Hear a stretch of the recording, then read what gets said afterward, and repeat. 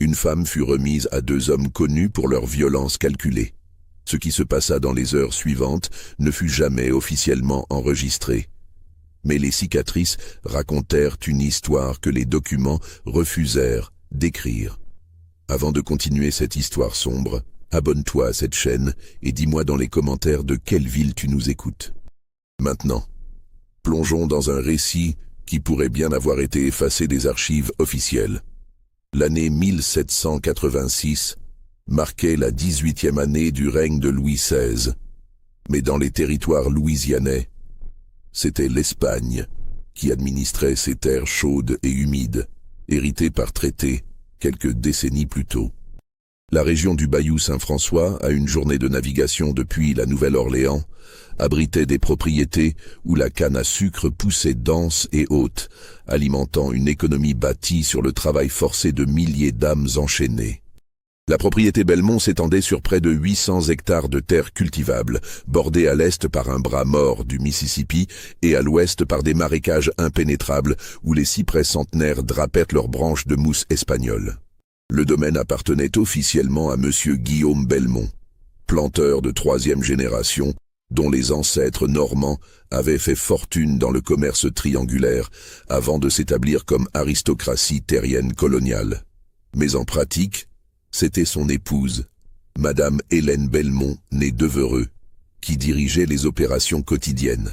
Une femme de 42 ans, dont le visage portait les marques du climat tropical, la peau parcheminée par le soleil malgré les ombrelles et les crèmes, les yeux d'un bleu délavé qui scrutait chaque détail de son domaine avec une attention maniaque.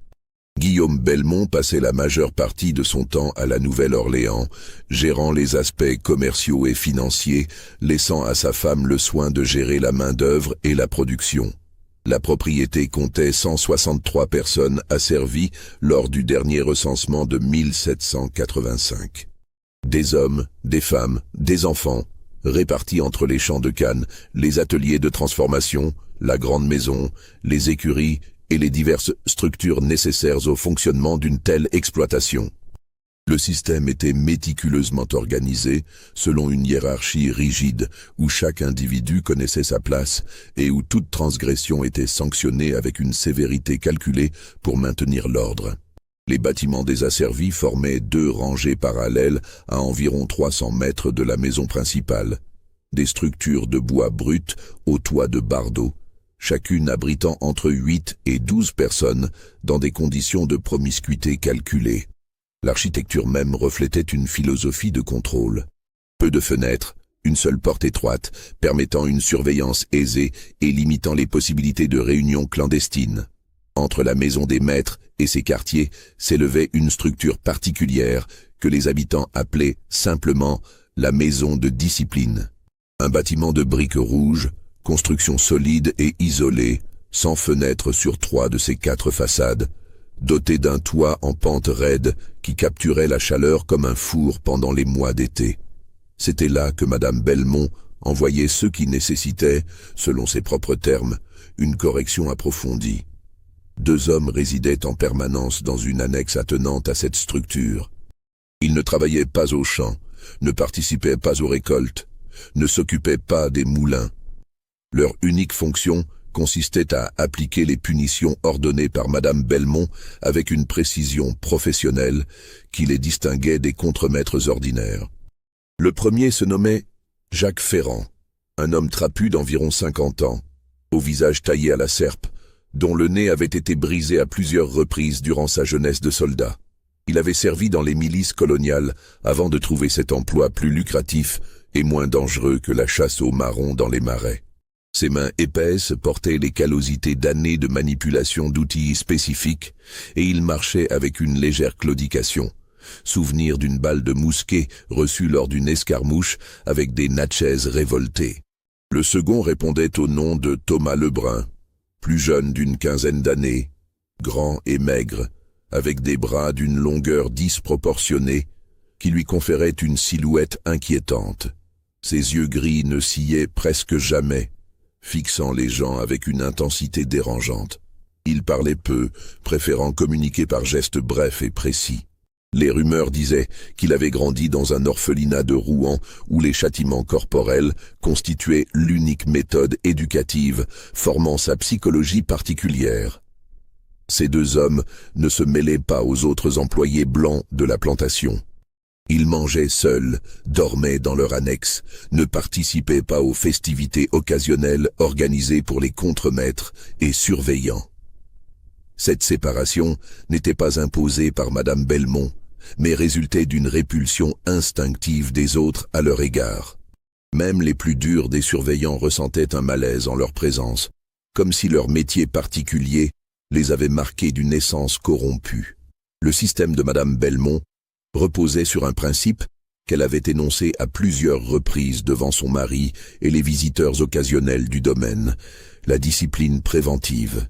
Selon sa philosophie, une punition exemplaire, appliquée avec méthode et publicité calculée, valait mieux que 100 corrections légères. Elle croyait fermement qu'en maintenant un niveau de crainte constant, on évitait les révoltes et on maximisait la productivité. Les registres de la propriété, tenus avec une rigueur comptable, listaient chaque acquisition, chaque naissance, chaque décès, chaque transfert. Les colonnes s'alignaient avec une netteté qui transformait les existences humaines en simples entrées d'inventaire. Nom, âge approximatif, origine quand connue, compétences, valeur estimée, état de santé, incident disciplinaire. Chaque vie réduite à quelques lignes d'encre brune sur du papier vélin. Le 18 juillet 1786, un bateau à fond plat accosta au débarcadère privé de la propriété Belmont. C'était une embarcation commune sur le Mississippi, utilisée pour le transport de marchandises diverses entre la Nouvelle-Orléans et les plantations en amont. Le capitaine, un certain Roussel, avait parmi son chargement une livraison particulière pour Madame Belmont. 5 personnes récemment arrivées d'un navire négrier portugais ayant fait escale à la Nouvelle-Orléans 3 semaines plus tôt. L'achat avait été effectué par procuration, Madame Belmont ayant envoyé son homme de confiance, Monsieur Dupuis, pour sélectionner des individus répondant à des critères précis.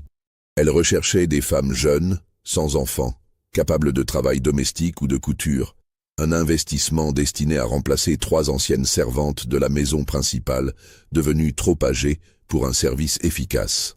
Lorsque le bateau accosta vers midi, sous un soleil écrasant qui faisait onduler l'air au-dessus des berges, Madame Belmont descendit personnellement pour inspecter sa nouvelle acquisition. Elle portait une robe de coton blanc, ornée de broderies discrètes, un chapeau à large bord pour se protéger du soleil, et tenait une ombrelle dans sa main gauche.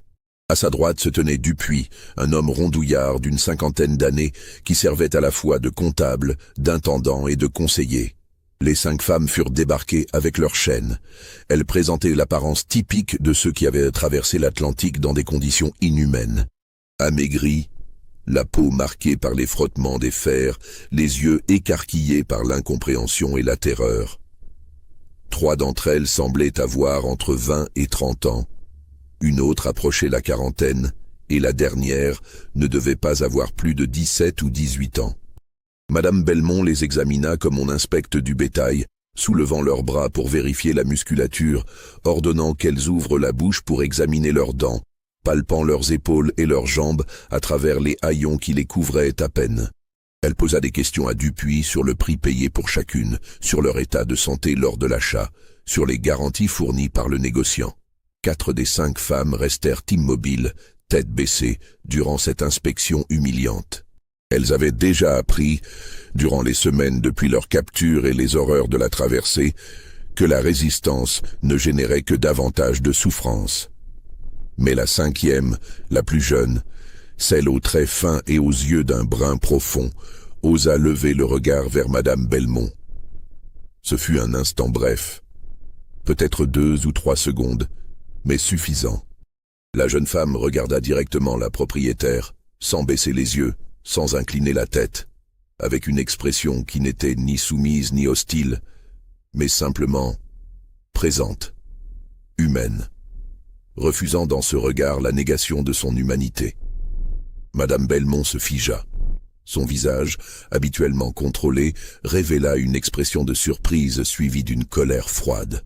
Elle n'était pas habituée à ce qu'un esclave la regarde dans les yeux. Cela violait un code non écrit mais absolu du système. Le regard baissé signifiait l'acceptation de l'infériorité, de la soumission totale. Ce regard direct constituait une transgression, un refus symbolique de l'ordre établi. Elle s'approcha de la jeune femme, si près que leurs visages n'étaient séparés que de quelques centimètres. L'odeur de la lavande dont s'imprégnaient les vêtements de Madame Belmont contrastait avec la puanteur de sueur et de crasse qui émanait de la captive. « Comment te nommes-tu » demanda-t-elle en français. La jeune femme ne répondit pas, ne comprenant manifestement pas la langue. Madame Belmont se tourna vers Dupuis. « Elle parle quelle langue ?»« Probablement une langue d'Afrique de l'Ouest, madame. » Le négociant pensait qu'elle venait de la région du Bénin, mais n'en était pas certain. Elle ne comprend ni le français, ni l'espagnol, ni l'anglais pour le moment. Son nom ? Dupuis consulta un papier froissé qu'il sortit de sa poche. Le négociant l'avait enregistré sous le nom d'Ayo, mais je ne sais pas si c'était son vrai nom ou un nom donné par les négriers portugais. Madame Belmont hocha la tête lentement, sans quitter la jeune femme des yeux. Ayo. Très bien. Elle sera désormais Marie. Et elle apprendra rapidement ce qui est permis et ce qui ne l'est pas dans ma propriété. Elle fit un geste bref à l'un des surveillants présents. Emmène les 4 autres au quartier, qu'on les lave, qu'on les nourrisse et qu'on leur donne des vêtements propres. Demain, Margot commencera leur formation pour les travaux domestiques. Puis, se tournant vers un garçon d'écurie d'une 12aine d'années qui observait la scène, « Toi, cours à la maison de discipline. Dis à Ferrand et Lebrun que j'ai du travail pour eux. Qu'ils se préparent. » Le garçon partit en courant, ses pieds nus soulevant de petits nuages de poussière sur le chemin. Madame Belmont examina encore une fois la jeune Marie. Cette petite a besoin de comprendre immédiatement sa position. Une leçon initiale forte évitera des problèmes futurs. Dupuis sembla hésiter un instant. « Madame, elle vient à peine d'arriver.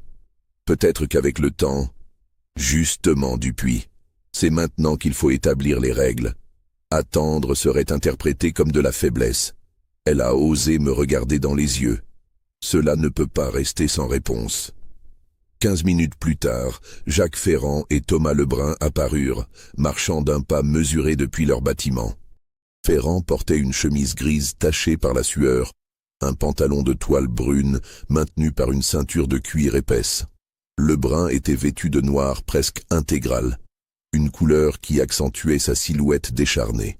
Les 2 hommes s'arrêtèrent à quelques pas de Madame Belmont et attendirent ses instructions sans dire un mot. « Cette nouvelle arrivée nécessite une introduction appropriée à nos règles, » expliqua Madame Belmont d'une voix calme et posée, comme si elle discutait de l'entretien d'un jardin. « Elle doit comprendre que le regard direct vers un blanc, et particulièrement vers moi, est absolument interdit.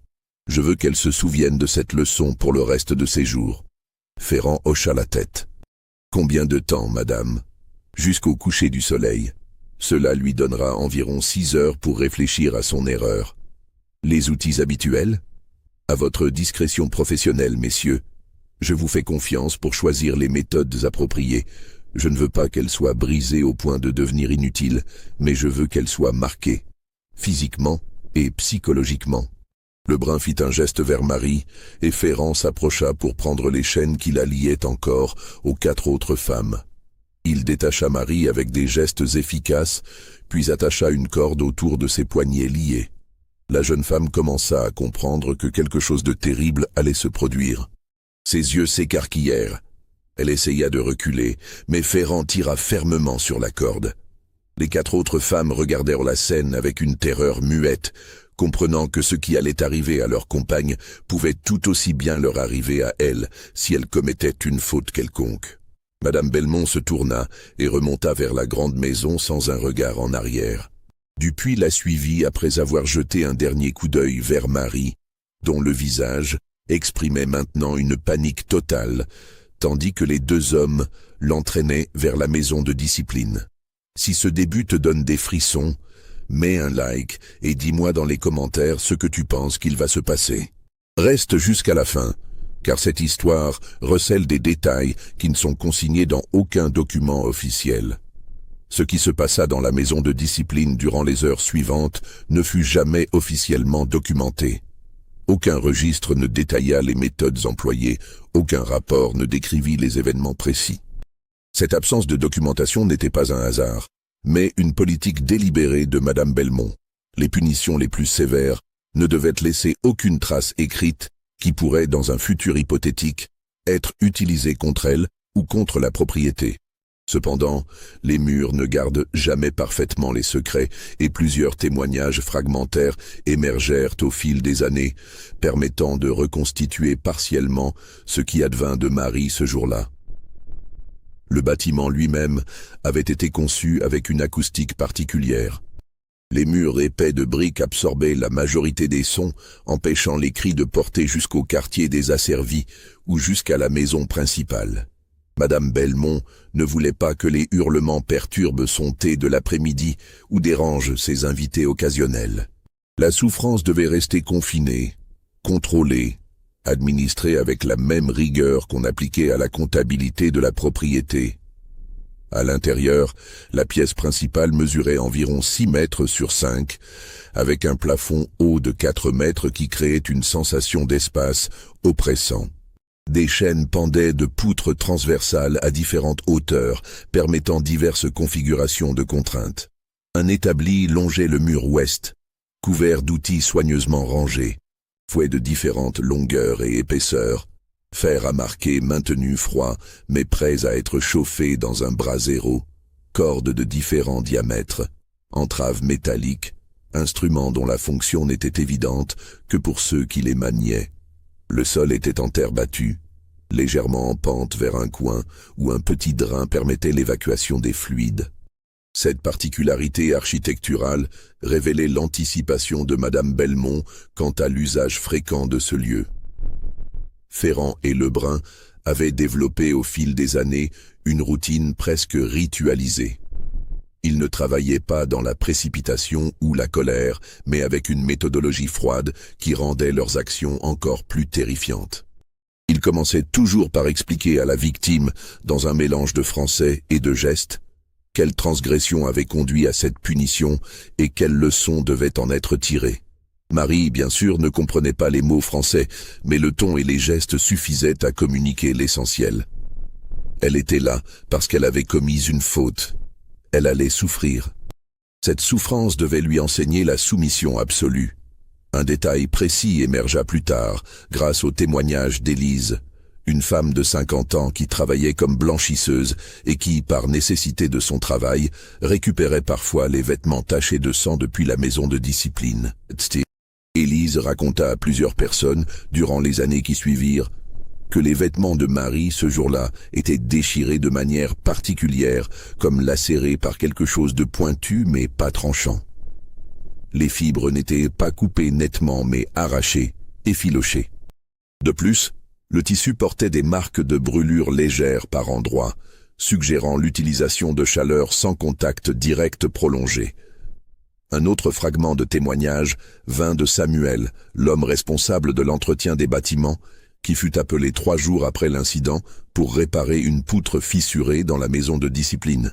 Il nota que la poutre en question, l'une de celles équipées de chaînes, présentait des marques fraîches de tension extrême, comme si un poids considérable avait tiré dessus de manière prolongée. Il remarqua également des éclaboussures sur le mur nord, qu'on avait tenté de nettoyer, mais dont des traces subsistaient dans les joints entre les briques. Le plus révélateur fut peut-être le témoignage de Joseph, un homme d'une 30aine d'années qui travaillait comme forgeron de la plantation. Environ 1 semaine après l'arrivée de Marie, Ferrand vint lui demander de réparer plusieurs outils.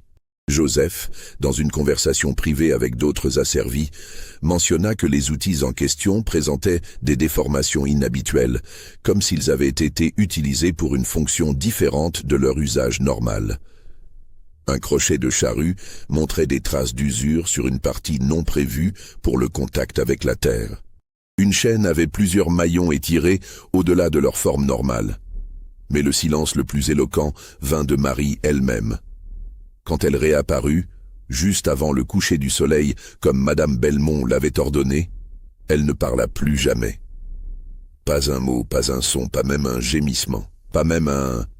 Son mutisme était si total que plusieurs personnes pensèrent initialement qu'elle avait perdu physiquement la capacité de parler, mais un examen discret par Marthe, la guérisseuse informelle des quartiers désasservis, révéla que ses cordes vocales semblaient intactes.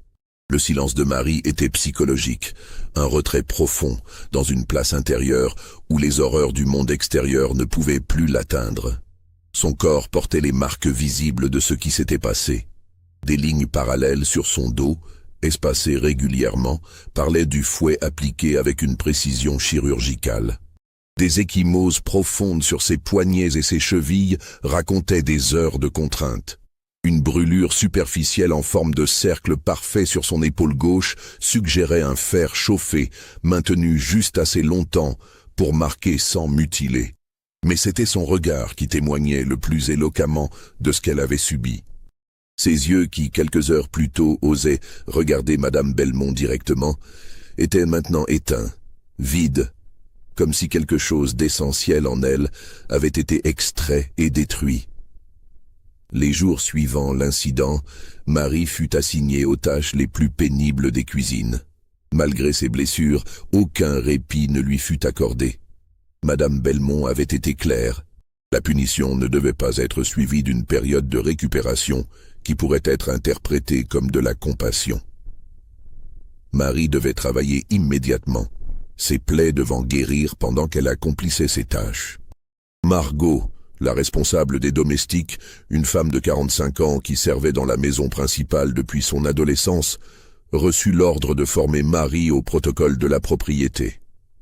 Margot était elle-même une survivante du système, ayant appris au fil des décennies comment naviguer dans les caprices de Madame Belmont, comment anticiper ses désirs, comment éviter sa colère.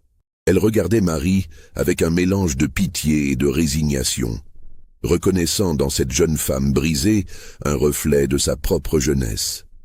Mais elle remarqua quelque chose d'étrange. Malgré le silence total de Marie, malgré l'apparente destruction de sa volonté, il y avait dans certains moments fugaces, quand elle pensait n'être observée par personne, une expression qui traversait son visage. Ce n'était pas de la tristesse, ni du désespoir, ni même de la peur. C'était quelque chose de différent, quelque chose qui ressemblait presque à de la concentration. Comme si derrière ce masque de soumission totale, Marie était en train de calculer, d'observer, d'apprendre. Margot nota ces moments mais ne dit rien. Elle avait appris depuis longtemps que certaines observations étaient dangereuses à partager. Les semaines passèrent. Marie accomplissait ses tâches avec une efficacité mécanique. Elle apprit rapidement les routines de la maison, les préférences de Madame Belmont, les horaires des repas, les protocoles de nettoyage. Son apprentissage du français progressait remarquablement vite pour quelqu'un qui ne parlait jamais. Elle semblait absorber la langue par osmose, comprenant de plus en plus les ordres et les conversations autour d'elle, même si elle ne contribuait jamais verbalement. Madame Belmont, satisfaite de cette apparente transformation complète, utilisait Marie comme exemple lors de discussions avec les autres propriétaires, lors de ses rares visites à la Nouvelle-Orléans. Voyez comment une correction appropriée, appliquée au bon moment, peut transformer même les plus récalcitrants, disait-elle en dégustant son thé dans les salons de la ville. La jeune Marie est devenue l'une de mes domestiques les plus efficaces. Totalement obéissante, travailleuse infatigable. La clé est de ne jamais montrer de faiblesse dès le début. Ce qu'elle ne savait pas, ce qu'elle ne pouvait pas savoir, c'était que derrière le masque de soumission, Marie observait tout. Elle notait les routines, les faiblesses, les moments de vulnérabilité. Elle apprenait la géographie de la propriété, qui dormait où, qui avait accès à quelles ressources, comment les informations circulaient, où les surveillants patrouillaient et où ils ne patrouillaient pas. Et surtout, elle apprenait sur Madame Belmont elle-même, ses habitudes, ses peurs, ses vanités, ses secrets. Parce que Marie avait fait un choix dans cette maison de discipline. Durant ces 6 heures qui avaient détruit une partie d'elle-même, elle avait décidé de survivre. Et dans la survie, elle avait trouvé un objectif qui donnait un sens à sa souffrance. Elle allait détruire Madame Hélène Belmont. Pas rapidement, pas de manière évidente qui conduirait à sa propre mort immédiate. Mais lentement, méthodiquement, patiemment. Elle allait démanteler ce système qui l'avait torturé, personne par personne, pierre par pierre, jusqu'à ce que Madame Belmont se retrouve seule au milieu des ruines de son propre empire de cruauté. C'était une vengeance qui prendrait des années. Une vengeance qui nécessiterait une intelligence parfaite et un contrôle absolu. Une vengeance qui, quand elle serait accomplie, laisserait des traces si subtiles que personne ne pourrait jamais prouver avec certitude que les malheurs de Madame Belmont n'étaient pas simplement le résultat du destin. Marie ne parlait toujours pas, mais dans son silence, elle planifiait. Les mois suivants virent une série d'événements étranges sur la propriété Belmont.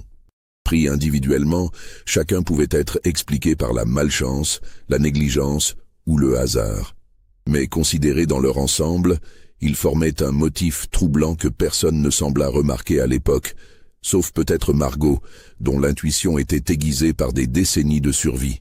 Le premier incident survint en septembre 1786, environ 2 mois après l'arrivée de Marie. Jacques Ferrand tomba malade de manière soudaine et violente. Il commença à vomir sans arrêt durant 3 jours, accompagné de crampes d'estomac si intenses qu'il se tordait de douleur sur sa couche. Le médecin appelé depuis la Nouvelle-Orléans diagnostiqua une infection intestinale, probablement causée par de la nourriture avariée ou de l'eau contaminée. Ferrand survécut, mais il resta affaibli pendant des semaines, perdant près de 15 kg et développant une fragilité persistante qui diminua significativement sa capacité à exercer ses fonctions habituelles. Ce qui fut curieux, c'est que personne d'autre dans la propriété ne tomba malade durant cette période, malgré le fait que plusieurs personnes mangeaient de la nourriture préparée dans les mêmes cuisines et buvaient de la même source d'eau. L'infection de Ferrand semblait étrangement isolée. Margot nota que Marie avait été assignée ce mois-là à porter occasionnellement de la nourriture et de l'eau aux occupants de l'annexe de la maison de discipline. Une tâche mineure que personne ne surveillait particulièrement. Marie accomplissait cette corvée avec la même efficacité silencieuse qu'elle accomplissait toutes ses tâches. Le deuxième incident impliqua Thomas Lebrun en novembre. Il se blessa gravement au bras droit en manipulant une chaîne qui, selon son témoignage confus, s'était brisée de manière inattendue sous une tension normale. La chaîne avait fouetté son bras avec une force terrible, déchirant les muscles et fracturant l'os. L'accident nécessita l'intervention du même médecin, qui dut repositionner les os et suturer les lacérations profondes. Lebrun conserva l'usage de son bras, mais avec une mobilité réduite et une force diminuée, le rendant beaucoup moins efficace dans son travail de contremaître disciplinaire. Joseph le forgeron, appelé à examiner la chaîne brisée, fut perplexe. Il expliqua à Dupuis que la chaîne semblait avoir été affaiblie au niveau d'un maillon spécifique, comme si ce maillon avait été soumis à un stress répété dans une direction inhabituelle avant la rupture finale. Mais il ne put expliquer comment cela avait pu se produire naturellement. Dupuis, déjà accablé par ses responsabilités croissantes, nota l'observation mais ne poussa pas l'investigation plus loin. Margot se rappela que Marie, dans le cadre de ses tâches de nettoyage, avait accès à l'annexe de la maison de discipline lorsque Ferrand et Lebrun n'y étaient pas. Elle était chargée de balayer, de vider les seaux, de maintenir un minimum d'ordre dans ce lieu sordide. Elle avait donc l'opportunité de toucher aux outils et équipements stockés là. En décembre, un incendie se déclara dans la maison de discipline elle-même. Le feu commença dans la nuit, apparemment à partir d'une lanterne mal éteinte, selon l'investigation menée par Dupuis. Le bâtiment ne fut pas entièrement détruit, grâce à sa construction en briques, mais l'intérieur fut gravement endommagé. Les poutres équipées de chaînes brûlèrent partiellement. L'établi et tous les outils qu'il contenait furent détruits, et la chaleur intense fissura certains des murs. Madame Belmont fut furieuse. Elle ordonna la reconstruction immédiate, mais les travaux prirent plusieurs mois. Durant cette période, les punitions sévères durent être suspendues ou effectuées par des méthodes plus improvisées qui manquaient de l'efficacité calculée de la maison de discipline. Les asservis de la propriété remarquèrent cette pause dans la terreur systématique, et bien qu'aucun ne se permit d'exprimer ouvertement du soulagement, une tension légèrement relâchée était perceptible dans leur quartier. Dupuis mena une investigation sur l'origine du feu.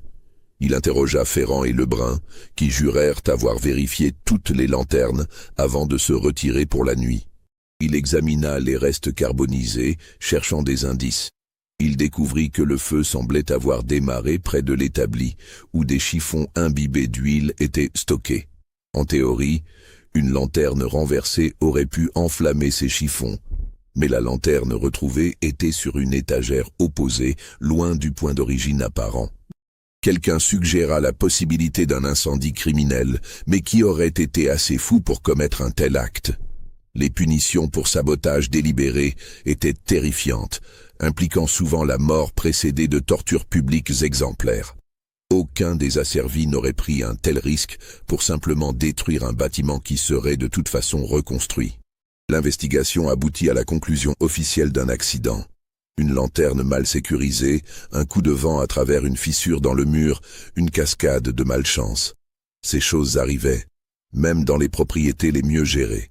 Ce que Dupuis ne découvrit pas, c'est que Marie avait été assignée, 3 jours avant l'incendie, à nettoyer justement la maison de discipline, dans le cadre d'un grand nettoyage de fin d'année ordonné par Madame Belmont. Elle avait passé plusieurs heures seule dans ce bâtiment, avec accès à toutes ses pièces, à tous ses outils, à tous ses secrets. Margot, observant Marie de plus en plus attentivement, commençait à percevoir un motif. Mais c'était un motif si subtil, si bien caché derrière une apparence de coïncidence malheureuse, qu'elle ne pouvait pas en être certaine. Et même si elle en était certaine, que pourrait-elle faire? Accuser Marie sans preuve concrète conduirait probablement à sa propre punition pour avoir fait des accusations téméraires. Alors Margot observait et se taisait, partagée entre une crainte croissante de ce que Marie pourrait être capable de faire et une admiration secrète pour l'intelligence et le courage qu'il fallait pour orchestrer une telle vengeance. Au début de 1787, Madame Belmont commença à remarquer d'autres problèmes. Plusieurs de ses robes préférées furent mystérieusement tachées, malgré les soins méticuleux supposés de ses domestiques. Des bijoux disparurent, puis réapparurent dans des endroits étranges, semant la confusion et forçant Madame Belmont à soupçonner le vol parmi son personnel. Une correspondance importante avec un notaire de la Nouvelle-Orléans fut égarée, causant un retard coûteux dans une transaction foncière. Chacun de ces incidents provoqua la colère de Madame Belmont, qui punit sévèrement plusieurs domestiques pour négligence. Mais les problèmes continuaient, créant une atmosphère d'inefficacité et de chaos dans la maison principale, si différente de l'ordre rigoureux qu'elle avait toujours maintenu. Marie continuait à travailler en silence, accomplissant ses tâches avec la même efficacité apparente. Elle était souvent présente dans les pièces où les incidents se produisaient, mais jamais de manière qui pût l'impliquer directement. Elle rangeait les vêtements, mais ce n'était pas elle qui faisait la lessive. Elle nettoyait la chambre de Madame Belmont, mais ce n'était pas elle qui organisait les bijoux. Elle transportait la correspondance, mais ce n'était pas elle qui la classait. Elle était partout et nulle part, invisible dans son silence, insoupçonnable dans sa soumission apparente. En avril 1787, Madame Belmont décida de vendre Ferrand et Lebrun à une autre propriété. Les deux hommes, affaiblis par leurs incidents respectifs et clairement moins efficaces qu'auparavant, ne justifiaient plus leur salaire relativement élevé. De plus, avec la maison de discipline encore partiellement en reconstruction et les coûts associés pesant sur les finances de la propriété, Madame Belmont cherchait à réduire certaines dépenses. Elle engagea 2 nouveaux contremaîtres disciplinaires, des hommes plus jeunes et apparemment plus vigoureux, recommandés par un autre planteur de la région. Leur arrivée marqua une nouvelle phase dans la vie de la propriété, mais aussi dans les plans de Marie. L'été de 1787 fut exceptionnellement chaud et humide, même selon les standards louisianais. Les champs de canne semblaient suffoquer sous le soleil implacable, et les moustiques proliféraient dans les marécages environnants, apportant avec eux les fièvres qui décimaient régulièrement les populations des plantations. Madame Belmont contracta en juillet une fièvre mystérieuse qui la cloua au lit pendant 3 semaines. Le médecin diagnostiqua une des nombreuses maladies tropicales qui affligeaient la région, probablement transmises par les moustiques. Elle survécut, mais émergea de cette épreuve considérablement affaiblie, ayant perdu du poids et développé une fragilité persistante qui altéra son apparence autrefois imposante.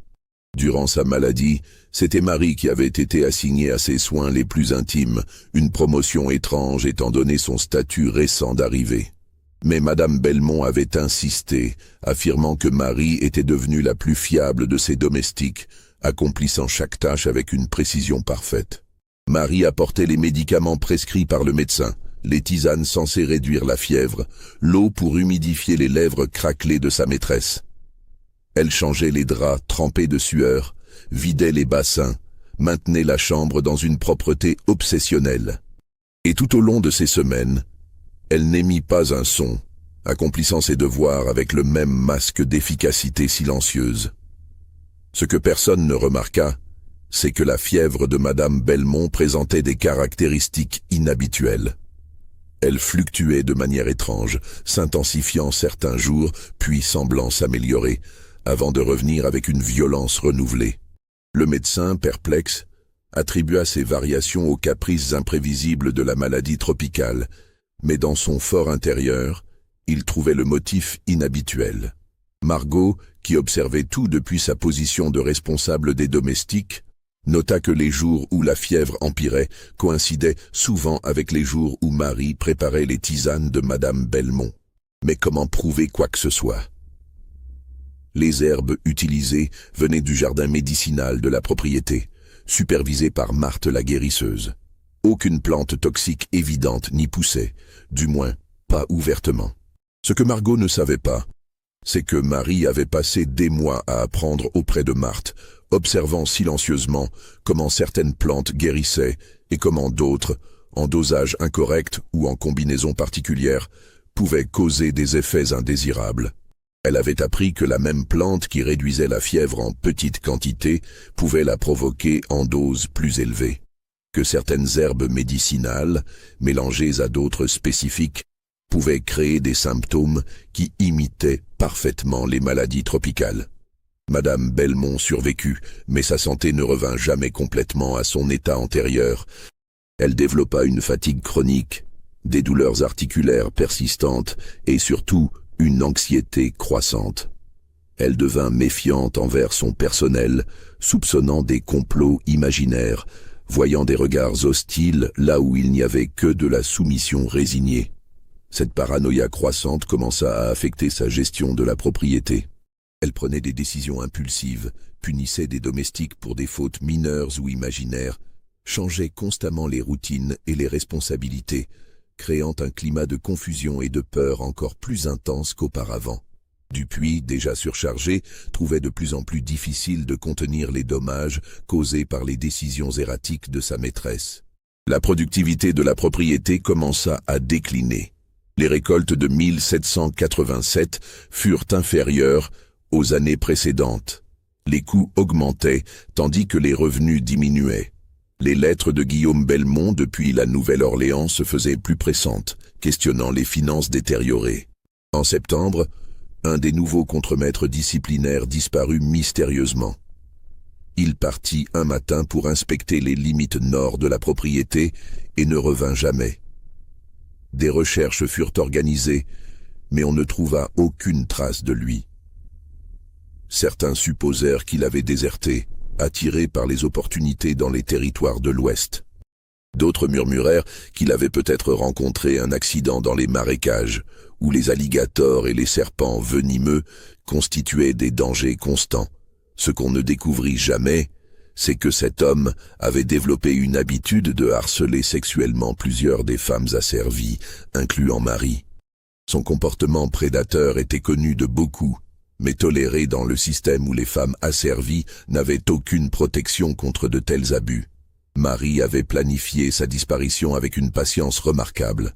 Elle avait découvert, à travers ses observations silencieuses, qu'il empruntait toujours le même chemin lors de ses inspections matinales. Elle avait étudié ce chemin, identifié un point où il passait près d'une section particulièrement traître du marécage. Elle avait préparé ce qui ressemblait à un raccourci, un sentier subtil à travers les roseaux qui en réalité conduisait directement vers des sables mouvants camouflés par la végétation. Le jour de sa disparition, elle s'était arrangée pour être vue travaillant dans les champs situés à l'opposé de la trajectoire du contremaître, établissant un alibi indirect. Elle n'avait rien fait de direct, n'avait posé aucune main violente sur lui. Elle avait simplement créé les conditions pour que son propre comportement imprudent le conduise à sa fin. Les marécages gardaient leur secret. Le corps ne fut jamais retrouvé, probablement dévoré par les alligators ou enfoncé dans la boue profonde où aucun humain ne s'aventurait. Le contremaître restant, effrayé par la disparition de son collègue et peu enthousiaste à l'idée de rester seul dans cette fonction dangereuse, démissionna quelques semaines plus tard. Madame Belmont se retrouva dans la position inconfortable de devoir trouver de nouveaux hommes disposés à assumer ce rôle pour un salaire qu'elle ne pouvait plus se permettre d'augmenter étant donné les finances déclinantes de la propriété. Elle finit par engager un seul homme, un certain Gaspard Duclos, un ancien marin reconverti en surveillant de plantation. Duclos était brutal, mais pas particulièrement intelligent. Et il manquait de la méthodologie calculée de Ferrand et Lebrun. Sous sa supervision moins efficace, la discipline de la propriété commença à se relâcher légèrement, créant des opportunités pour une organisation informelle parmi les asservis. Marie, toujours silencieuse, devint un point focal de cette organisation émergente. Son mutisme même était devenu une forme de communication. Les autres asservis avaient appris à lire ses expressions minimales, ses gestes subtils. Elle ne commandait pas ouvertement, mais guidée par suggestion par exemple, par présence. Margot observait cette transformation avec une fascination horrifiée. Elle voyait Marie tisser un réseau invisible d'influence, construisant une structure de résistance sous le nez même de Madame Belmont. Et le plus remarquable était que Madame Belmont, dans sa paranoïa croissante et son état de santé déclinant, ne semblait pas remarquer que la source réelle de ses problèmes était la jeune femme silencieuse qui servait son thé chaque après-midi. En décembre 1787, Guillaume Belmont fit une visite rare à la propriété. Il fut choqué par ce qu'il découvrit. Les bâtiments montraient des signes de négligence. Les champs étaient moins bien entretenus. Les registres financiers révélaient des pertes significatives. Et son épouse, autrefois si imposante et contrôlée, était devenue une femme fragile et nerveuse qui sursautait au moindre bruit inattendu. Il confronta Hélène dans le salon privé, et leur dispute fut suffisamment bruyante pour que plusieurs domestiques l'entendent, malgré les portes fermées. Guillaume accusait son épouse d'incompétence, de laisser la propriété se détériorer, de gaspiller leur fortune en mauvaises décisions. Hélène, dans sa défense, blâmait les domestiques, le climat, la malchance, tout sauf elle-même. Marie servait le dîner ce soir-là, se déplaçant silencieusement autour de la table où le couple mangeait dans un silence hostile. Elle écoutait leurs échanges glaciaux, absorbant chaque mot, chaque nuance de leur relation détériorée. Guillaume repartit pour la Nouvelle-Orléans 2 jours plus tard, laissant derrière lui un ultimatum. Hélène devait redresser la situation dans les 6 mois où il reprendrait personnellement le contrôle de la gestion quotidienne, la reléguant à un rôle purement cérémonial. Pour Madame Belmont, habituée à un pouvoir absolu sur son domaine, cette menace constituait une humiliation insupportable. Dans les semaines qui suivirent, elle intensifia sa sévérité, tentant de restaurer l'ordre par la force brute.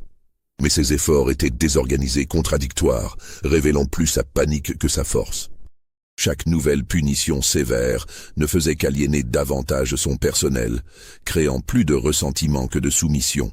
Et Marie continuait à observer, à attendre, à tisser son réseau. Ses plans approchèrent de leur culmination. Le 22 mars 1788, presque 2 ans après son arrivée à la propriété Belmont, Marie finalement parla. Ses premiers mots en presque 2 ans furent prononcés non pas en français, mais dans sa langue maternelle, durant une réunion secrète qu'elle avait organisée avec 15 autres asservis dans les profondeurs des quartiers, tard dans la nuit. Margot, invitée à cette réunion par des gestes insistants de Marie, fut stupéfaite d'entendre cette voix qu'elle avait cru perdue pour toujours. Marie parla longuement dans sa langue, traduite par un homme originaire d'une région proche de la sienne qui avait été acheté l'année précédente. Elle raconta son histoire, expliqua sa stratégie, révéla comment elle avait systématiquement démantelé les structures de contrôle de Madame Belmont. Elle expliqua que la vengeance n'était pas seulement pour elle-même, mais pour tous. Elle ne cherchait pas simplement à punir Madame Belmont, mais à créer les conditions pour quelque chose de plus grand. Une évasion massive, planifiée méticuleusement, qui utiliserait les contacts qu'elle avait commencé à établir avec des réseaux d'aide clandestins. Son plan était audacieux et dangereux, et elle proposait d'attendre le retour de Guillaume Belmont, prévu pour début avril pour inspecter les progrès de sa femme. Durant sa visite, quand la maison serait distraite par sa présence et les discussions financières tendues, un groupe sélectionné s'échapperait vers les marécages où des guides les attendraient pour les conduire vers des territoires plus sûrs. Mais avant cela, Marie voulait s'assurer que Madame Belmont comprendrait parfaitement qui avait orchestré sa chute. Elle voulait que sa tortionnaire vive avec la connaissance que la femme silencieuse qu'elle avait cru briser avait été l'architecte de sa destruction. Les 15 personnes présentes discutèrent longuement. Certains étaient terrifiés par les risques. D'autres étaient enthousiasmés par la perspective de liberté. Margot, la plus âgée et la plus prudente, avertit des dangers, mais même elle ne put nier que la situation sur la propriété se détériorait de toute façon, et que Madame Belmont, dans sa paranoïa croissante, pouvait devenir encore plus dangereuse. Finalement, un consensus fut atteint. Ils suivraient le plan de Marie. Mais ils modifièrent un aspect crucial. Ils insistèrent pour que Marie elle-même fasse partie de ceux qui s'échapperaient. Elle avait argumenté qu'elle devrait rester pour faire face aux conséquences, une sorte de sacrifice final, mais les autres refusèrent. Ils avaient besoin d'elle, de son intelligence, de sa force. Sa mort ou sa capture ne servirait à rien. Les 2 semaines suivantes furent consacrées aux préparatifs. Des provisions furent discrètement accumulées, des outils furent cachés, des contacts furent confirmés avec des réseaux d'aide clandestins, principalement des Quakers et des abolitionnistes qui opéraient secrètement dans la région, malgré les dangers énormes. Guillaume Belmont arriva le 4 avril, accompagné cette fois de son notaire et d'un expert agricole. Il venait pour une inspection complète et formelle, déterminée à documenter précisément l'état de la propriété.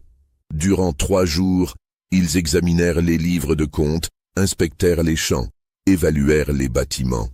Les conclusions furent dévastatrices pour Madame Belmont. Les pertes financières étaient pires que ce que Guillaume avait imaginé. La productivité avait chuté de près de 40%. Plusieurs investissements importants s'étaient révélés désastreux. La propriété était au bord de la faillite. Le soir du 7 avril, Guillaume convoqua son épouse dans son bureau. Cette fois, Marie ne servait pas, ayant été remplacée par une autre domestique sur insistance de Guillaume, qui trouvait le mutisme de Marie dérangeant. Mais elle se tenait dans le corridor adjacent, où les murs minces permettaient d'entendre clairement la conversation. Guillaume annonça sa décision. Il reprenait le contrôle complet de la propriété. Hélène serait maintenue comme épouse en titre mais n'aurait plus aucune autorité de gestion. De plus, il envisageait de vendre la propriété entièrement et de retourner en France, où les troubles politiques croissants ouvraient des opportunités pour ceux qui avaient des capitaux, même diminués. Madame Belmont protesta, pleura, supplia, puis enragea. Elle accusa son mari d'ingratitude, de manque de vision, d'incapacité à comprendre les défis qu'elle avait affrontés. Mais Guillaume restait inflexible. Sa décision était prise. C'était le moment que Marie avait attendu. Alors que la dispute atteignait son paroxysme, elle entra dans le bureau sans permission. Un acte de transgression si flagrant que le couple se figea de stupeur. Marie se tenait dans l'embrasure de la porte, et pour la première fois depuis presque 2 ans, elle parla en français. Sa voix était rauque d'abord, comme rouillée par le long silence, mais elle gagna rapidement en clarté et en force. « Madame Belmont, dit-elle, s'adressant directement à la femme qui l'avait torturée, je veux que vous sachiez que tout ce qui vous est arrivé, chaque malheur, chaque perte, chaque humiliation, a été mon œuvre. » Le silence qui suivit fut total. Madame Belmont la regardait avec une incompréhension complète, son esprit refusant d'abord d'accepter ce qu'elle venait d'entendre. Marie continua, sa voix maintenant forte et claire. « Ferrand et Lebrun n'ont pas eu de malchance. Je les ai empoisonnés et j'ai saboté leurs outils. L'incendie n'était pas un accident. Votre maladie n'était pas naturelle. Votre contremaître disparu n'est pas parti de lui-même. Chaque robe tachée, chaque lettre perdue, chaque problème qui a détérioré votre vie, c'était moi. Vous m'avez remise à 2 monstres et vous m'avez brisé.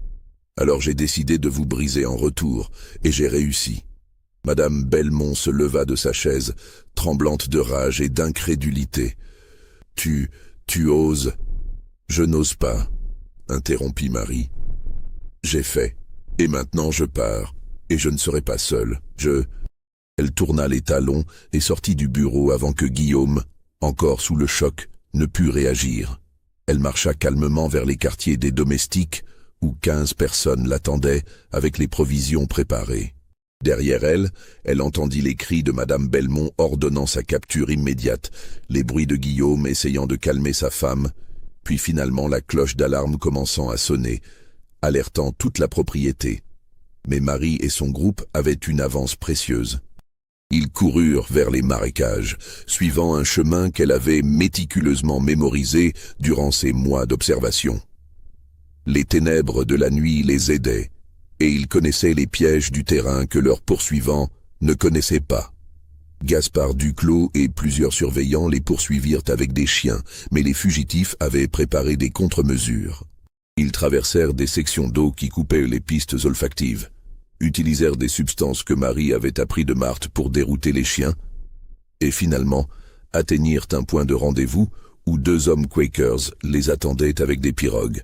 La poursuite continua durant 3 jours à travers les bayous et les marécages. 2 des fugitifs furent capturés et ramenés à la propriété Belmont, où des punitions exemplaires les attendaient. Mais 13, incluant Marie, atteignirent finalement un refuge sûr, une ferme isolée, tenue par des abolitionnistes à plus de 100 kilomètres au nord. Les mois qui suivirent virent l'effondrement complet de la propriété Belmont. Les révélations de Marie, combinées avec la fuite réussie d'un groupe significatif d'asservis, détruisirent la réputation de Madame Belmont parmi les autres planteurs. Comment avait-elle pu être si aveugle? Comment une simple domestique avait-elle pu orchestrer une telle campagne de sabotage? Guillaume Belmont, humilié par l'incident et confronté aux réalités financières désastreuses, vendit effectivement la propriété en juin 1788 à un consortium de marchands de la Nouvelle-Orléans. Le prix de vente fut bien inférieur à la valeur réelle, reflétant la réputation ternie et l'état de délabrement. Madame Hélène Belmont ne se remit jamais de cette humiliation. Elle et Guillaume retournèrent en France à l'été 1788, juste à temps pour être pris dans les turbulences de la Révolution qui allait bientôt éclater. Leurs dernières années furent marquées par la perte de leurs biens confisqués, la peur constante durant la Terreur et finalement une pauvreté relative qui contrastait cruellement avec leur ancienne splendeur coloniale. Hélène mourut en 1794, oubliée et sans ressources, son corps enterré dans une fosse commune. La femme qui avait exercé un pouvoir absolu sur des centaines de vies termina sa propre vie dans l'anonymat complet. Quant à Marie, son destin après la fuite devient flou, mélangé avec les histoires de dizaines d'autres fugitifs qui cherchaient la liberté durant cette période. Certains récits la placent parmi un groupe qui réussit à atteindre les territoires britanniques au nord, où l'esclavage avait été progressivement aboli. D'autres histoires suggèrent qu'elle rejoignit une communauté de marrons dans les profondeurs des marécages, des communautés isolées de fugitifs qui survivaient en marge de la société coloniale. Un document fragmentaire découvert dans les archives d'une société Quaker de Philadelphie en 1812 mentionne une femme nommée Marie qui travaillait comme enseignante pour les enfants d'anciens esclaves fugitifs. La description correspond à certains détails. Une femme d'origine africaine, arrivée dans le Nord vers 1788, qui portait des cicatrices distinctives sur son dos et qui, selon le document, possédait une intelligence remarquable et une volonté de fer. Mais la connexion ne peut jamais être confirmée avec certitude. Ce qui reste vérifié, c'est que l'histoire de Marie circula durant des années parmi les communautés asservies de Louisiane. Elle devint une légende, un exemple de résistance intelligente, un symbole que même dans les systèmes les plus oppressifs, les victimes conservaient leur humanité et leur capacité à combattre leurs oppresseurs. Les 2 contremaîtres capturés durant la fuite furent effectivement punis avec la sévérité que le système réservait aux fugitifs. Leurs noms étaient Claude et Antoine, 2 hommes dans la trentaine qui avaient été parmi les premiers à rejoindre le plan de Marie. Claude mourut des suites de ses blessures 3 semaines après sa capture. Antoine survécut, mais fut vendu à une plantation plus au sud, connue pour sa brutalité exceptionnelle, où il mourut 2 ans plus tard dans des circonstances non documentées. Margot, qui n'avait pas participé à la fuite en raison de son âge et de sa conviction qu'elle ne survivrait pas au voyage, resta à la propriété Belmont jusqu'à sa vente. Les nouveaux propriétaires la gardèrent comme domestique en raison de son expérience, et elle vécut encore 8 ans avant de mourir de cause naturelle en 1796. Avant sa mort, elle raconta l'histoire de Marie à plusieurs jeunes femmes de la propriété, assurant que la mémoire de cette résistance ne serait pas perdue. Jacques Ferrand et Thomas Lebrun, vendus à une autre propriété après leurs incidents, ne retrouvèrent jamais leur efficacité antérieure. Ferrand mourut en 1789 d'une infection pulmonaire, affaibli qu'il était par les effets persistants de son empoisonnement. Lebrun survécut jusqu'en 1792, quand il fut tué durant une révolte d'esclaves dans la propriété où il travaillait, victime de la même violence qu'il avait infligée à tant d'autres. La maison de discipline elle-même, partiellement reconstruite mais jamais complètement restaurée après l'incendie, fut finalement démolie par les nouveaux propriétaires qui considéraient que son existence créait une atmosphère de terreur contre-productive. Ils adoptèrent des méthodes de contrôle différentes, pas nécessairement plus humaines dans leurs résultats, mais moins théâtralement cruelles. Aujourd'hui, il ne reste presque rien de la propriété Belmont.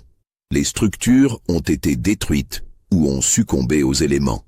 Les champs ont été absorbés par d'autres exploitations ou retournés à l'état sauvage. Les marécages ont repris une partie du terrain, effaçant les traces de cette histoire.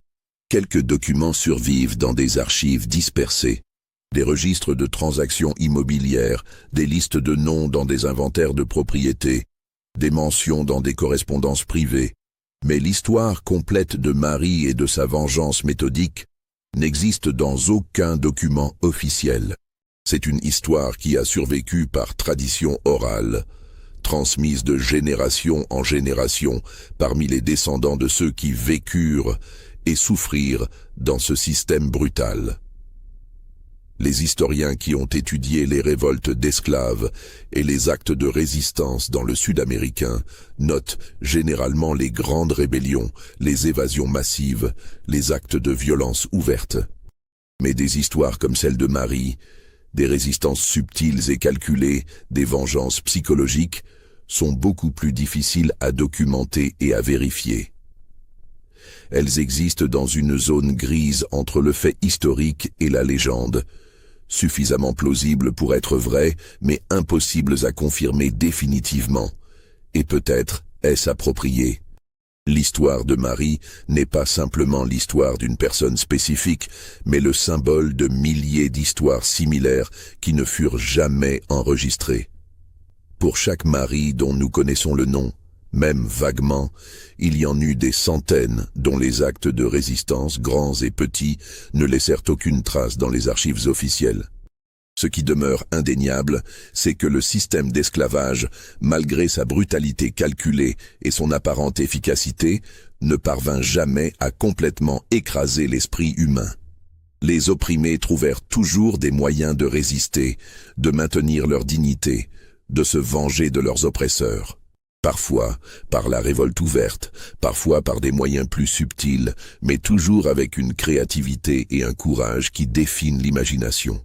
L'histoire de Marie nous rappelle que la cruauté engendre la cruauté, que la violence systémique crée inévitablement des contre-violences, et que ceux qui cherchent à briser complètement l'esprit d'un autre être humain découvrent souvent que l'humanité est plus résistante qu'ils ne le pensaient.